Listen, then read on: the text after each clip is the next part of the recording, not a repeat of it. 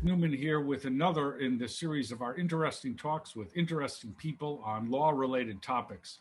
Our guest today is William G. Thomas III, author of this fascinating book, A Question of Freedom: The Families Who Challenged Slavery from the State's Founding to the Civil War. From the nation's founding to the Civil War, I should say. It's a compelling book, and we are delighted to welcome Professor Thomas with us here today. Thank you. It's a pleasure to be here. So here's something I wrote from the book. The central myth of American slavery was the idea that slavery rested on a solid, fundamentally legal basis in Anglo-American law and constitutionalism. So let's start with the beginning. Where is slavery authorized or permitted in the Constitution or any of the founding documents, if at all? Well, this is one of the main subjects of the book, of course, and it's one of the biggest surprises I found in the research. I had assumed, really, that slavery rested on a sort of legal foundation of some sort, and it does. But what the freedom suits show us is that slavery was contested in the law from day one of the United States, indeed before in the colonial courts.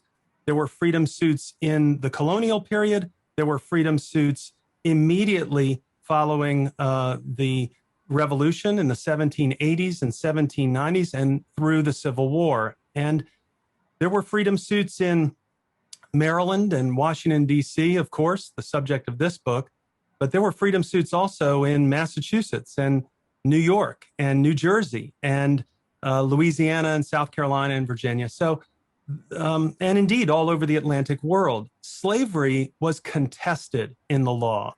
It was unstable and always being challenged and by the enslaved families themselves. And in the cases that I follow, these cases bring up the 18th century legal precedents in England that called slavery into question as illegitimate, as somehow unlawful, as not sanctioned by natural law and not sanctioned by English common law. So you talk in the book about Queen v. Hepburn, and one of the challenges in Maryland where Queen v. Hepburn arose was the idea that whatever rights slave owners had were limited by English common law, which had been adopted in Maryland. And English common law was not supportive of slavery, at least from my reading of this book. How did they fight that out? Yeah, well, of course, the Maryland Constitution declared that all inhabitants of Maryland, and I think the key word there is inhabitants, have the rights of English common law. So the question then becomes, what does English common law mean for an institution like slavery, for a legal concept like slavery? And the answer to that was that English common law was full of precedents that both challenged and supported the idea of human property. It was contested throughout the 18th century. But eventually, in England, in a seminal King's Bench case, Somerset v. Stewart, in 1772, the Lord Mansfield, the Chief Justice in England, rules that slavery is odious in the law. It is incompatible with English common law and with natural law. And the only thing that could sustain it was what he called positive law. Now, in the colonies, there had been laws passed, positive laws, statutory laws passed by the houses of delegates and the general assemblies in Maryland and Virginia that sustained, that buttressed slavery as a concept, as a legal concept. And that is what's carried over into Maryland and Virginia in the immediate aftermath of the Revolution. In effect, the constitutional commitment to English common law was raised questions about the legitimacy of slavery. And the basis for slavery in Maryland was a 1715 colonial Maryland statute. And so it was in reaction to that that Maryland and other states started passing affirmative laws recognizing the rights of slave owners to own people. Well, eventually they do, but that's not until much later. And in this immediate aftermath of the revolution, my view is that it's unclear. That's why these freedom suits were so important. They raised this legal and constitutional question at a moment when slavery could be and was being challenged under the law. And so that's the significance of Queen v. Hepburn.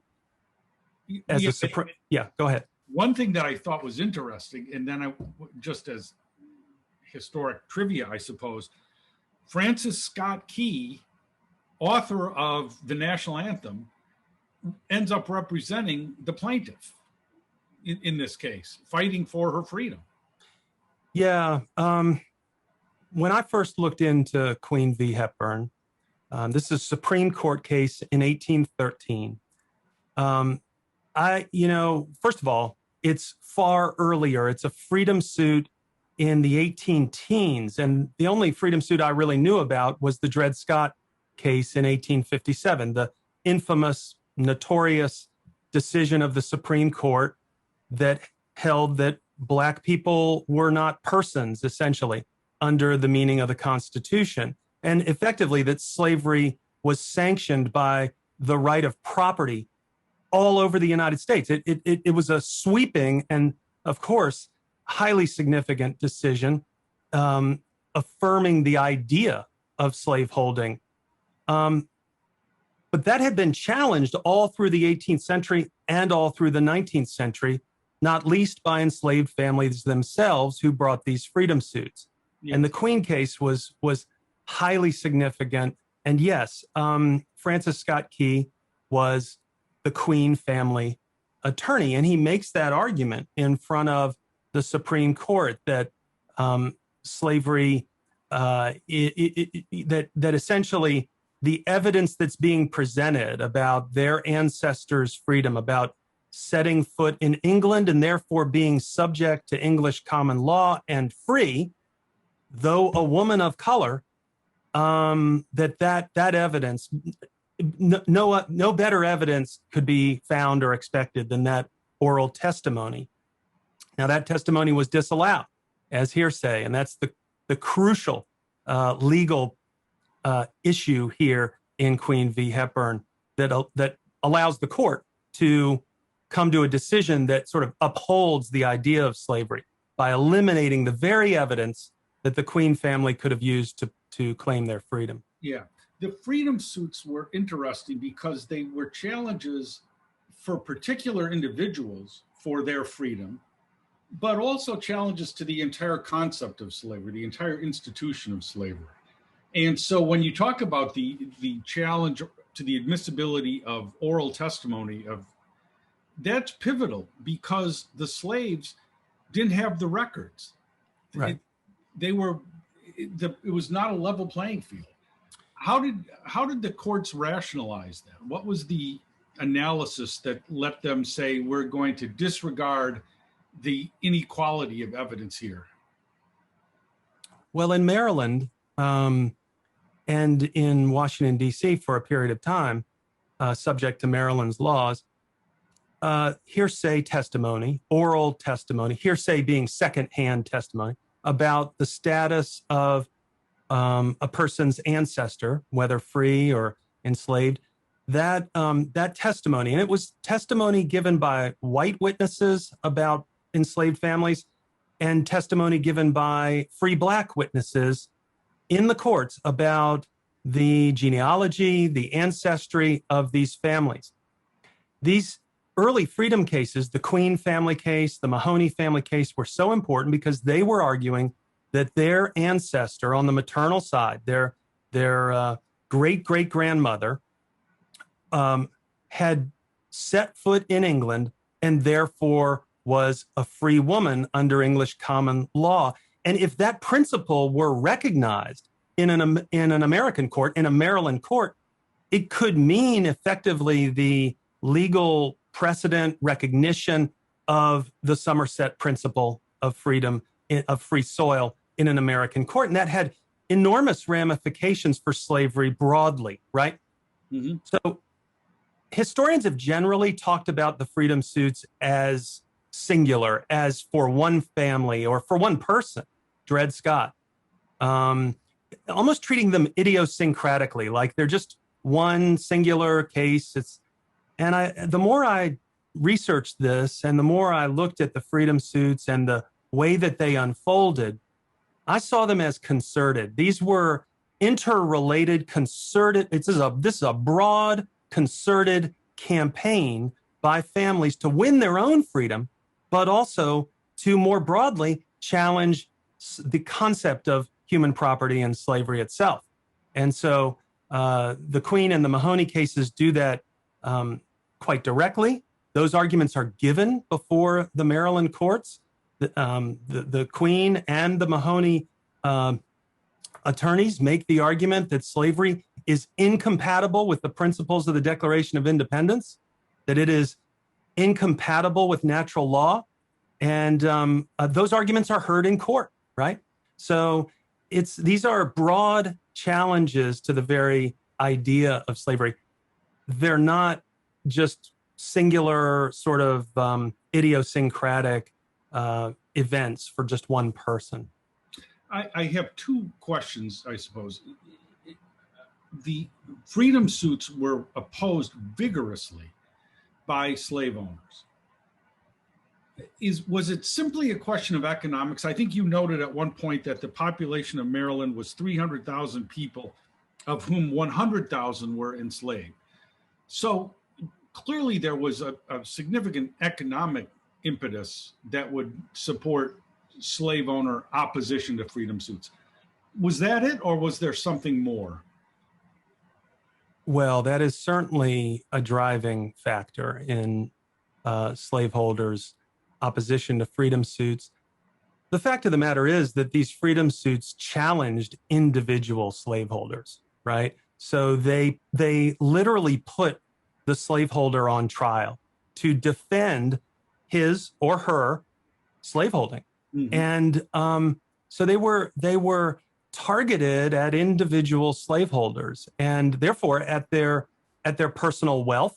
If an enslaved family like the Queens or the Mahonies were to win their case, as they did, and as the Butlers and the Shorters did, and the Thomases, individual slaveholders stood to lose thousands in personal wealth that they saw as obviously theirs, their human property. So yes, there was an extraordinary economic incentive for slaveholders to resist these freedom suits. And they do. Some of them certainly try to snuff out the freedom suits at the very moment that they hear about them.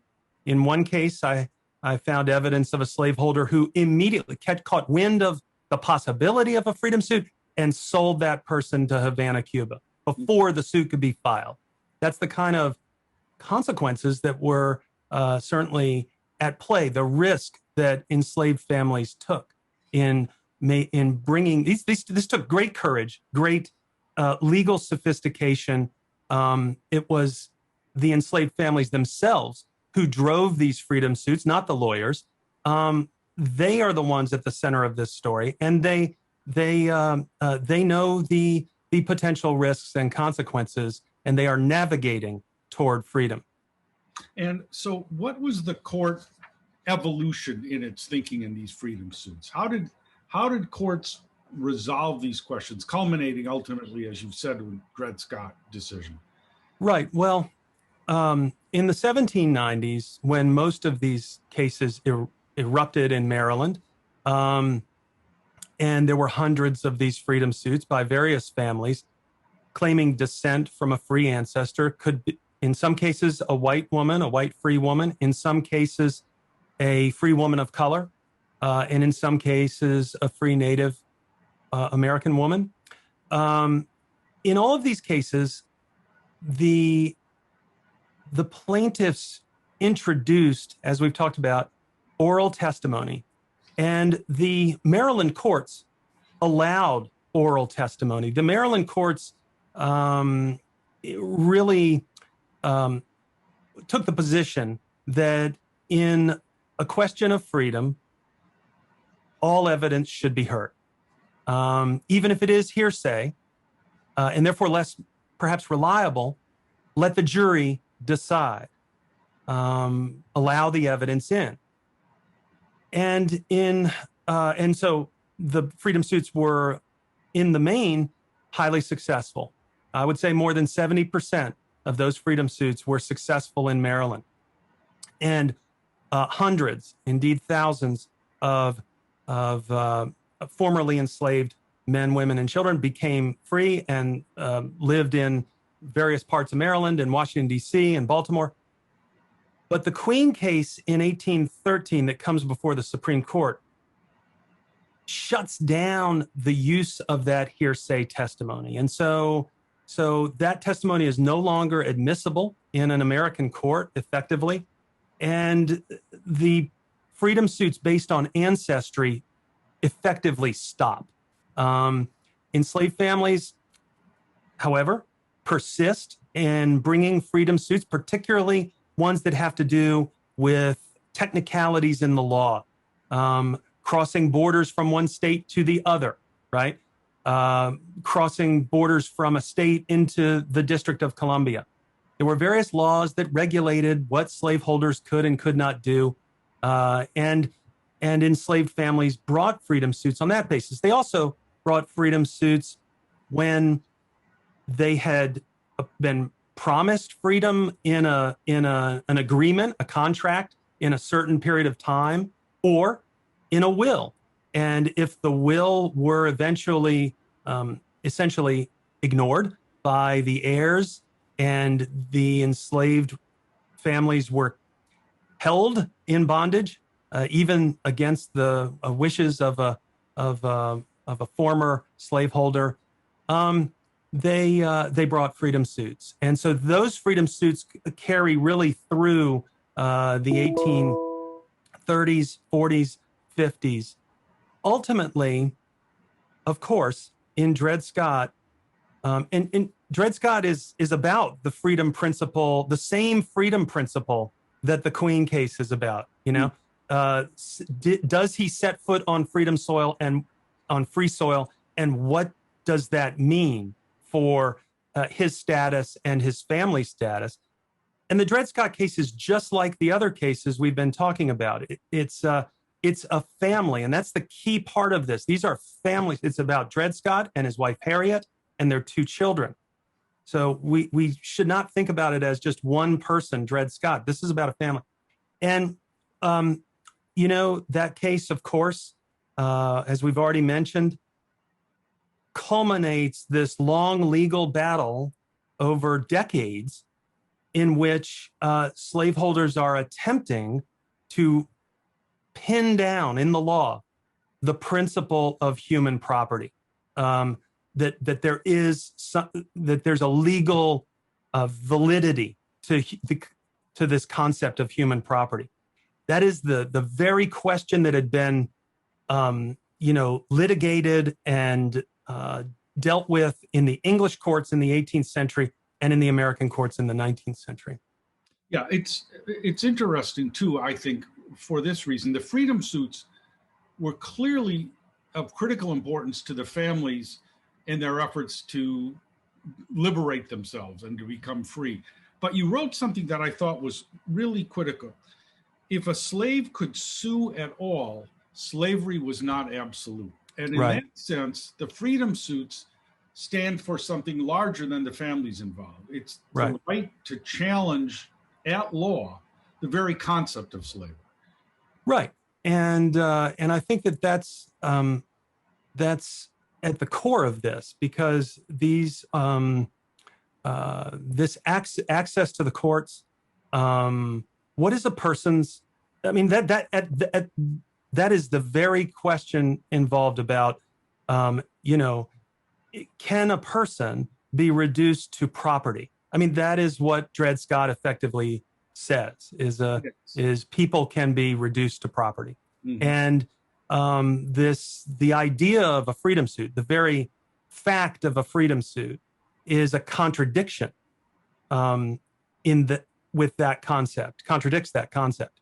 And so collectively, the freedom suits, I believe, challenge that concept of human property as legitimate or in some way sanctioned in the law. Yeah, and the book is fascinating because it makes clear that this was not a settled question from the get-go. This was litigated over decades. Right. So it's a fascinating historical work of tremendous scholarship. Here, I'm going to hold it up. I don't know if it'll appear, but this has been our talk with Professor William Thomas III about freedom suits. And if you get a chance, read this book. You will not regret it. Thank you very much for talking with us. This is just a fascinating chapter in the evolution of the law, even though they got it wrong in Dred Scott. We'll see. Thank you. Thank you very much.